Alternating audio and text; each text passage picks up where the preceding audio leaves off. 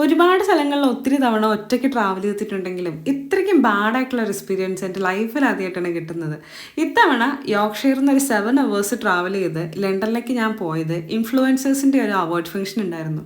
അങ്ങനെ അവാർഡിൻ്റെ പ്രോഗ്രാം എല്ലാം കഴിഞ്ഞ് ഭയങ്കര ഹാപ്പി തേരാപ്പാര ലണ്ടനിൽ കൂടെ തിരിഞ്ഞ് നടക്കാൻ നേരത്ത് ഏതോ ഒരു ഇന്ത്യൻ ലുക്കുള്ള ഏതോ ഒരു അണ്ണൻ ലുക്കിലുള്ള ഒരുത്തൻ വന്ന് എൻ്റെ കയ്യിലുള്ള ബാഗ് പിടിച്ചു പറിക്കാൻ നോക്കി.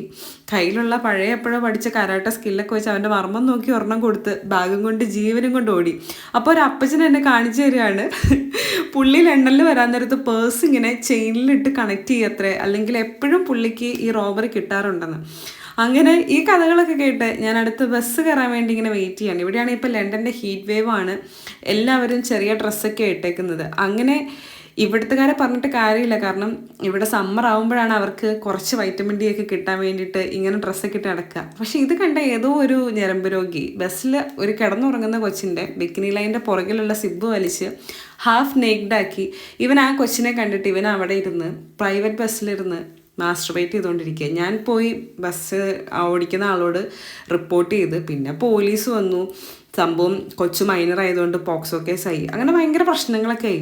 ശരിക്കില്ലേ, നമ്മളൊരു രാജ്യത്ത് ചെല്ലുമ്പോൾ ഒരു മിനിമം റൂള് ഒന്ന് പാലിക്കുക. അവിടെ വലിയ ഉത്സവങ്ങളും അതും ഇതൊക്കെ നടത്തി. ഇനിയിപ്പോൾ ഓണമൊക്കെ വരാൻ പോവുക, കള്ളും കുടിച്ച് കണ്ടവൻ്റെ നെഞ്ചത്തോട്ട് നിന്ന് കയറിയേക്കരുത്. നമ്മളൊരു രാജ്യത്ത് ചെല്ലുമ്പോൾ മിനിമം അവിടുത്തെ റൂൾസ് റെഗുലേഷൻസ് ഒക്കെ ഒന്ന് കീപ്പ് ചെയ്യുക.